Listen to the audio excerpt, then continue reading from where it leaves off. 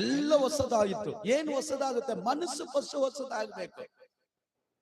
ಆಮೇಲೆ ಮನಸ್ಸು ಸರಿಯಾಗಬೇಕು. ಮನಸ್ಸು ಸರಿಯಾದ ಕಾರಣ ಎಲ್ಲವೂ ಸರಿಯಾಗತ್ತೆ. ಹಲ್ಲೆಲೂಯಾ. ಕೆಲವರು ಹೀಗೆ ಮಾಡ್ತಾರೆ, ಬಾಗಿಲೆತ್ತಿ ಇಲ್ಲಾಗ್ತಾರೆ, ಕಿಟಕಿ ಎತ್ತ ಅಲ್ಲಾಗ್ತಾರೆ. ಅವ್ರು ಇವ್ರು ಬಂದು ಹೇಳ್ತಾರೆ, ಈ ವಾಸ್ತುಗೆ ಇಲ್ಲಮ್ಮ, ಇದು ತೆಗೆದು ಅಲ್ಲಾಕು, ಇದನ್ನ ಎತ್ತಿ ಇಲ್ಲಾಕು ಅಂತಾರೆ.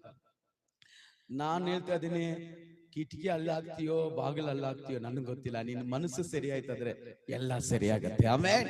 ಹಲ್ಲೆಲೂಯಾ. ಕೈಗಳ ತಟ್ಟಿ ದೇವರಿಗೆ ಮಹಿಮೆ ಸಲ್ಲಿಸೋಣ. ಕಲ್ಲು ಹೃದಯಗಳನ್ನ ಒಡೆದು ಹಾಕಿ ಹೊಸ ಕಾರ್ಯಗಳನ್ನ ನಮ್ಮ ಜೀವಿತದಲ್ಲಿ ದೇವರು ಮಾಡ್ತಾರೆ. ಏನ್ ಮಾಡ್ತಾರೆ? ಇನ್ನೊಂದು ಕಾರ್ಯ, ಆತನು ನಮ್ಮನ್ನ ಏನ್ ಮಾಡ್ತಾರೆ? ಹೊಸ ಮಾರ್ಗ. ಏನ್ ಮಾರ್ಗ? ಇಬ್ರಿಯರ ಪುಸ್ತಕ 10ನೇ ಅಧ್ಯಾಯ 19ನೇ ವಾಕ್ಯ ಹೇಳ್ತದೆ, ಆತನು ಹೊಸ ಮಾರ್ಗಗಳನ್ನ ನಮ್ಗೆ ಉಂಟು ಮಾಡಿದಾನೆ.